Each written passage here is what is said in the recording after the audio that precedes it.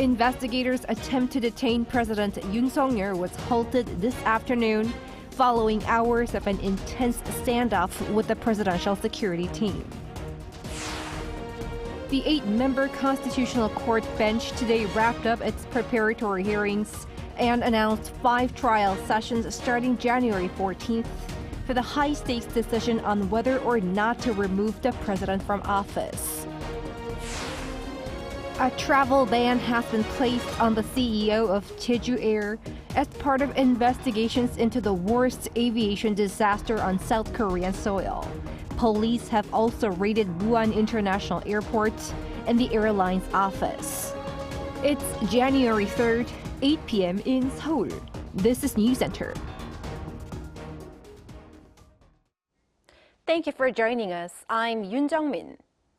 A tense drama unfolded at the president's residential compound earlier today between his security team and law enforcement officials seeking his arrest over the controversial martial law declaration. Our correspondent Kim Do-yeon starts our coverage. The first ever attempt to detain a sitting president was halted after a 5-hour standoff between investigators and the Presidential Security Service that included some physical confrontations. On Friday at 8 a.m., staff from the Corruption Investigation Office for high-ranking officials attempted to execute the arrest warrant at the presidential residence. However, they called off the attempt after 5 hours as they found it impossible to carry out the arrest due to the Presidential Security Service's refusal to comply with their requests, and there were concerns over the safety of the investigators on the scene. The CIO, on leaving the site, issued a statement saying, "We express serious regret over the behavior of the suspect who refused to comply with legally set procedures." According to police who supported the warrant execution process, the Presidential Security Service, citing the Presidential Security Act, wouldn't allow further access into the residential area around 200 meters from the house. The CIO also told reporters that there were around 200 PSS agents and military personnel that created a human wall, while there were only 20 CIO agents and 80 police officers to execute the secondary search warrant. With the failed first attempt, the joint investigation team made up of CIO staff and police said they have opened a case against PSS chief Park Jong-jun for possible obstruction of the performance of official duties and summoned him for questioning on Saturday. Meanwhile, the legal team of President Yoon repeated that the warrant was illegally issued and thus was not valid. It added that the CIO, which does not have the authority to investigate insurrection charges utilizing police officers to gain access into a security zone, was illegal. The warrant is valid until next Monday, and more attempts to detain President Yoon could be made. For now, the CIO is yet to reveal what its next move will be in attempting to execute the warrant. Kim Do-yeon, Arirang News. Now, that confrontation between the presidential security personnel and the team assigned with his arrests has been drawing large crowds of President Yoon's supporters and opposers alike to the neighborhood. Our reporter Lee Eun-hee is on site. Eun-hee, what's it like there at the moment?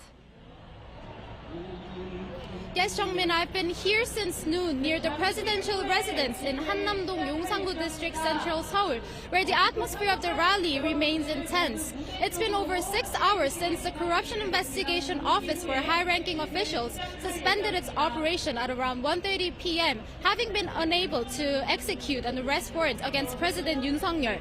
In response, President Yoon's supporters cheered and reaffirmed their commitment to continue the rally overnight, occupying the sidewalks and extending on to parts of the road right near the presidential residence. The rough estimation of the number of participants increased from around 600 at 7 a.m. this morning to approximately over 10,000 by 1:50 p.m. Some of Yoon's supporters had even stayed overnight to keep watch. Similar to yesterday's scene, many are voicing strong criticism of the CIO, arguing that President Yoon's declaration of martial law is lawful and insisting that it is the main opposition party leader Lee Jae-myung who should be arrested instead. Meanwhile, those opposing the president have also been holding rallies and marches calling for his impeachment and demanding his arrest. Korea's largest labor organization, the Korean Confederation of Trade Unions, launched a two-day protest demanding President Yoon's arrest.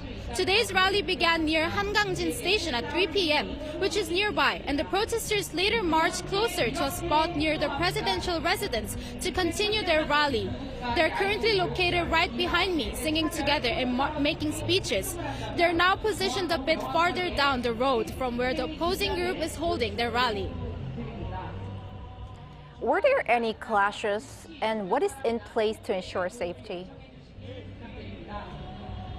Yes, Jungmin, as expected, I've seen several heated exchanges between police officers and protesters. Other than that, at around 6 p.m. near this area, I've heard police officers asking the protesters of the labor organizations to gather on one side of the road for safety and traffic control. That is because as the KCTO protest calling for the president's arrest moved towards the presidential residence, they occupied both sides of the roads. However, now a citizen rally with more civil society groups joining, which started at around 7 p.m., is currently taking place on one side of the sidewalk and partially on the road under police supervision. From time to time, I can hear the police taking control of the scene through their loudspeakers.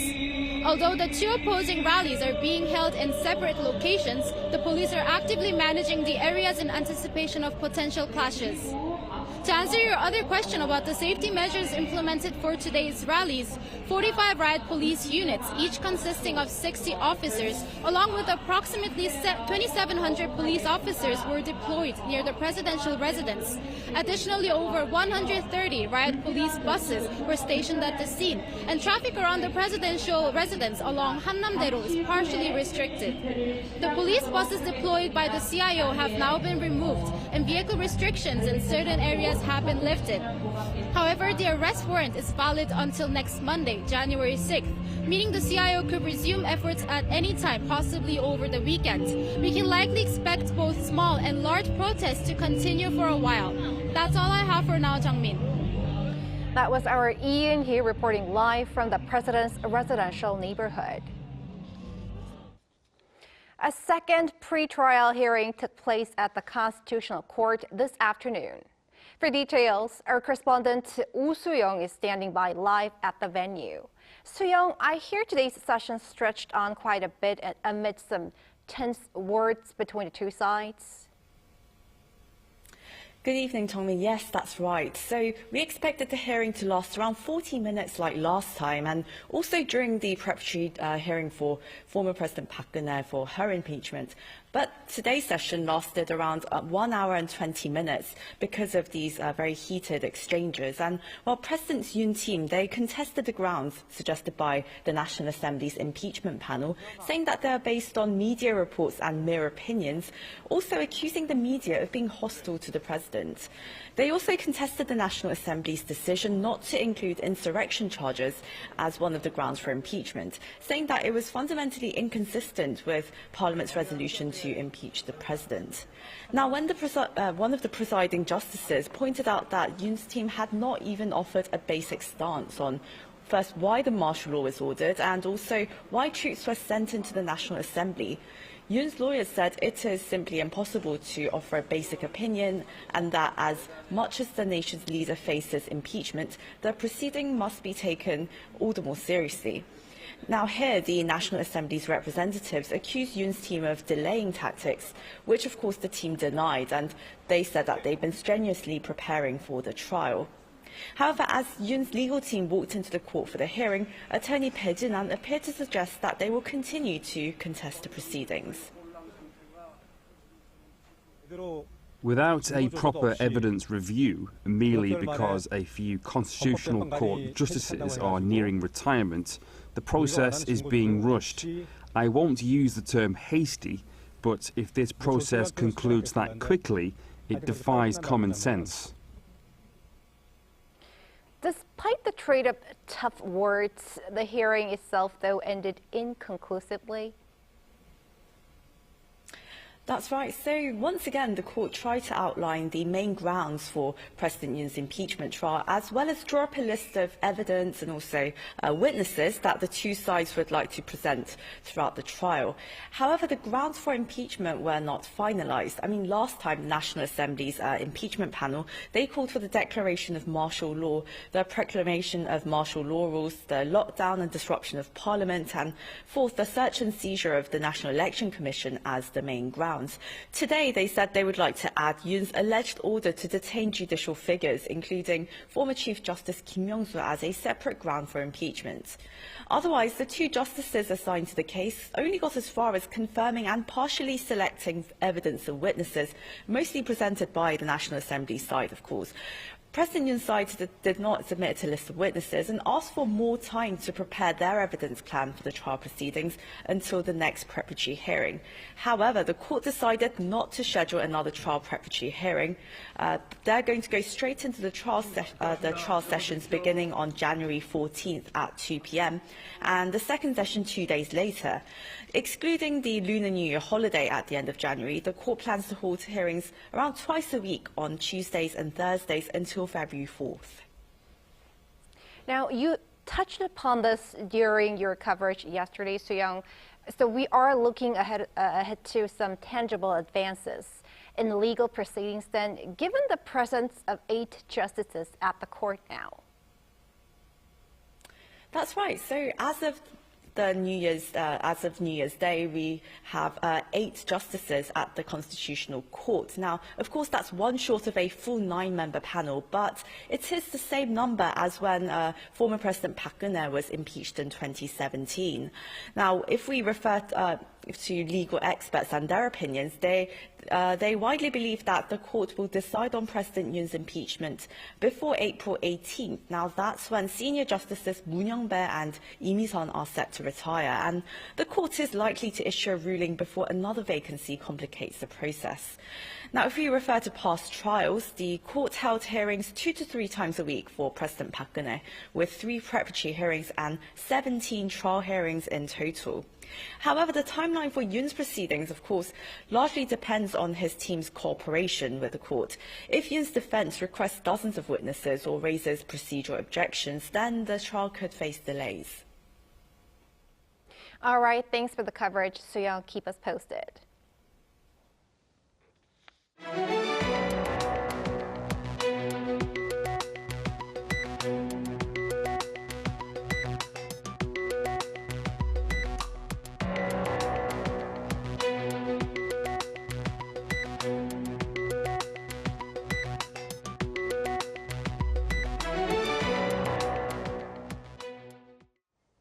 Amid mounting political uncertainty here in Korea and the upcoming leadership change in the U.S., the allies are trying to make sure that their cooperation remains solid. Our foreign affairs correspondent Bae Eun-ji has this report. U.S. Secretary of State Antony Blinken is set to make his farewell trip to South Korea before the Biden administration ends later this month. South Korea's foreign ministry announced Friday that he will hold a meeting with his South Korean counterpart, Cho Tae-yeol, on Monday. The upcoming meeting is expected to act as an opportunity to publicly show that the two countries' alliance remains strong, despite the political turmoil from the brief imposition of martial law on December 3rd. Blinken previously said that South Korea has shown the strength of its democratic institutions after the country's parliament voted to impeach President Yoon Suk-yeol. Look, I think the most important thing is that the Republic of Korea has demonstrated its democratic resilience. We've seen it follow peacefully a process laid out in its constitution. With only around 2 weeks left before he leaves office, the top American diplomat is also expected to reaffirm trilateral cooperation between South Korea, the U.S., and Japan, a key diplomatic achievement made during the Biden administration. Blinken will reportedly visit Japan after wrapping up his trip to Korea. His visit comes as Seoul and Washington recently agreed to resume the diplomatic interactions that had been put off because of the political fallout. Our expectation is that the critical mechanisms in the U.S. Our K relationship will remain in place, and we believe that a meeting schedule is important.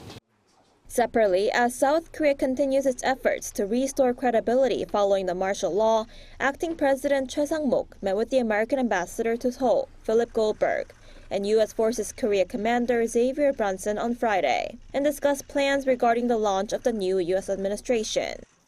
Choi vowed to push forward with diplomatic and security policies based on a strong alliance, and called for active cooperation.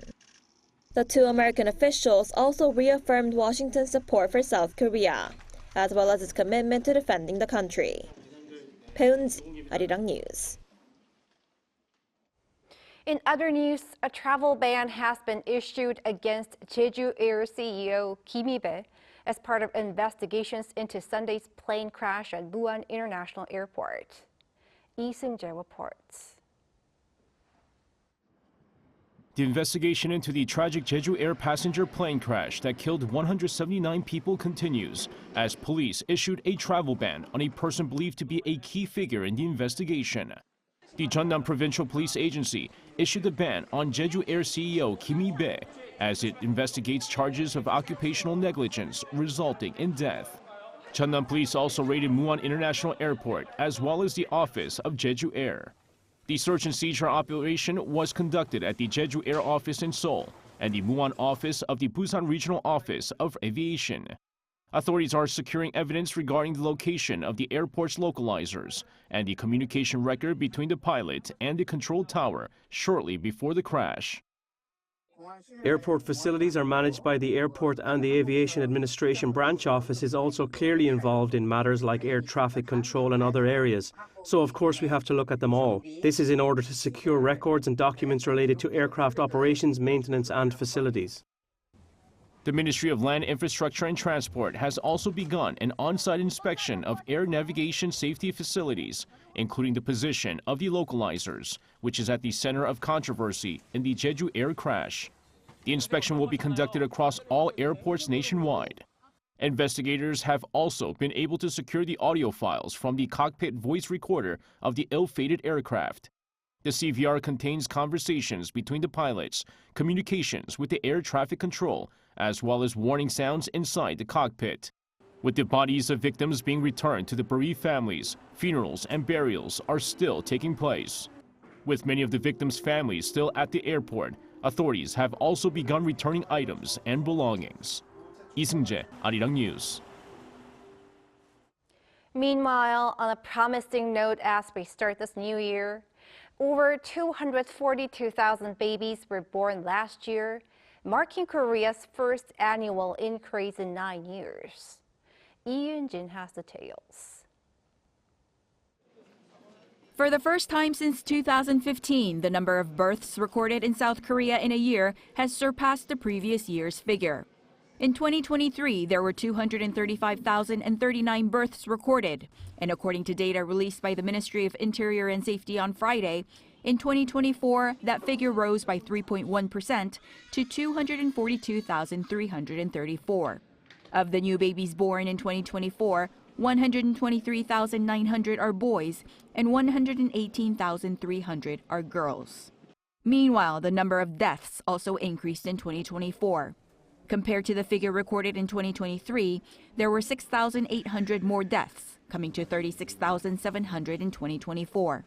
This brought the country's population to 51,217,200 registered residents at the end of 2024, marking a decreasing trend for the fifth consecutive year. The biggest portion of the population in 2024 was people in their 50s at 17%, followed by those in their 60s making up 15.27%, while the smallest portion was children under 10 years old at 6.13%. Lee Yoon-jin, Arirang News.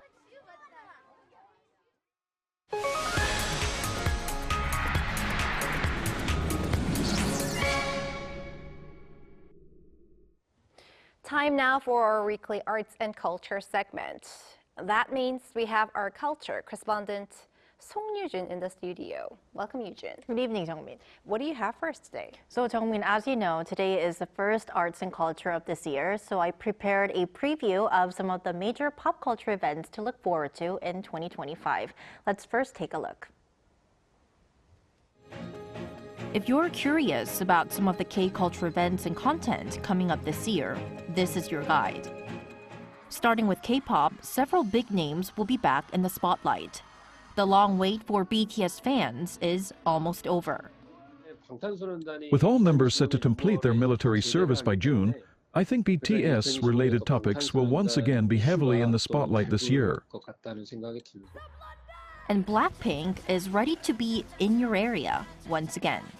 YG Entertainment's chief producer Yang Hyun-seok confirmed last July that new music and a world tour are on the way. Meanwhile, a new generation of stars is ready to shine. 3 of the big 4 K-pop agencies, JYP, SM, and YG, are planning to debut new groups this year. JYP will kick things off with the debut of its 7-member boy group Kickflip this month. SM is gearing up to introduce its first girl group in 5 years following aespa, while YG will also unveil its new group, which chief producer Yang calls the next monster. Turning to cinema, 2 of Korea's most celebrated directors are making their much-anticipated returns. Bong Joon-ho's Mickey 17, which explores the world of cloned humans, and Park Chan-wook's latest film, No Other Choice, are in the lineup. There's excitement about how these works from master directors will shape and inspire new cultural trends. Bong's sci-fi film Mickey 17, starring Robert Pattinson and Steven Yeun, will hit North American theaters on March 7th with its Korean release earlier that month. Meanwhile, Park's new thriller No Other Choice, featuring Lee Byung-hun and Son Ye-jin, is keeping its release date under wraps. Streaming platforms are also ready for some major releases.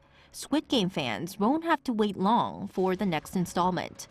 Following the recent release of Season 2, the Netflix original will conclude with its 3rd and final season as early as this summer. I shot the Season 2 and 3 at the same time, continuously. So I'm now working on the post of Season 3. It's almost done. We're working on the music and CGI right now. The streaming giant is also bringing back another favorite. Its 2024 hit Culinary Class Wars will return with a 2nd season in the latter half of the year, promising more intense and thrilling cooking competitions. From music to film and streaming, that was your 2025 Culture Preview. No doubt 2025 will be a big year for K-culture. Yujin, are there any other events we should keep an eye on? Absolutely. So I want to start with Korean literature, as it has been drawing great attention, especially after Korean author Han Gang won last year's Nobel Prize in Literature. So a lot of readers around the world are waiting for Han's next novel, which she did mention during her press conference with the Korean media last month during Nobel Week in Stockholm. So during the press conference, Han said that she'll start working on the last part of her Snow trilogy once she returns to Korea. Now, while it's unclear when Han will release this book, another Korean novelist, Hwang Seok-young, will treat us to his new novel this year. And this will be his first since Mater 210 in 2020, which was shortlisted for the International Booker Prize last year.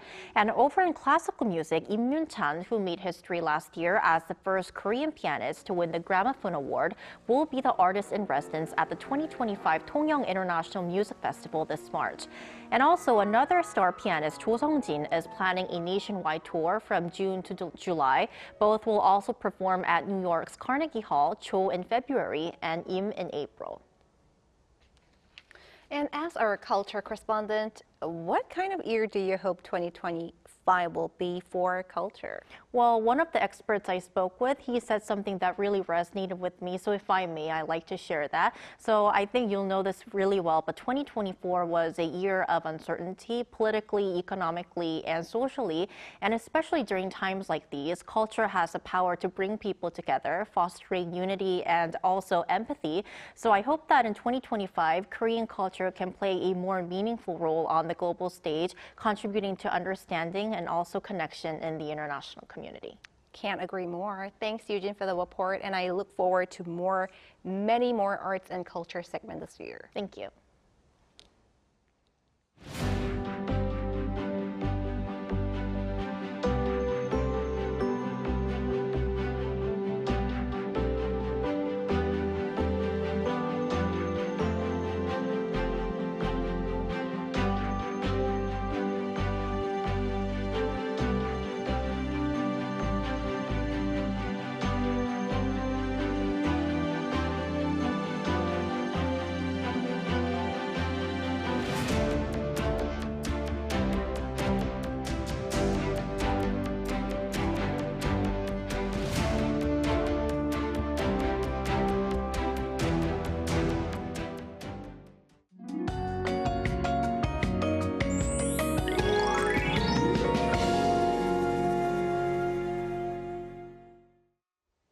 cold wave advisories have been in effect for the northern parts of Gyeonggi-do province and inland areas of Gangwon-do province. This morning, Paju in Gyeonggi-do province was as cold as minus 12 degrees Celsius.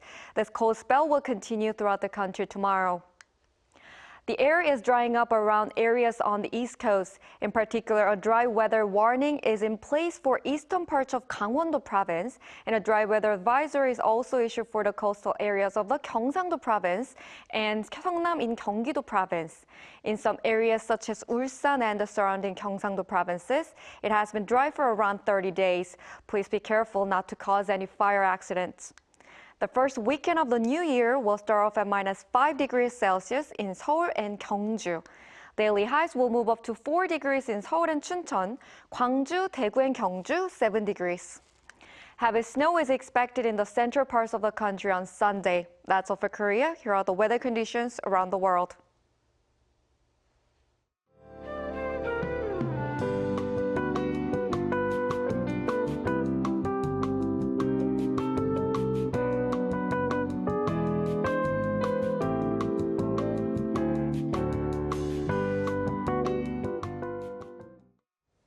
That is Newscenter for tonight. Thank you for watching. A panel session up next.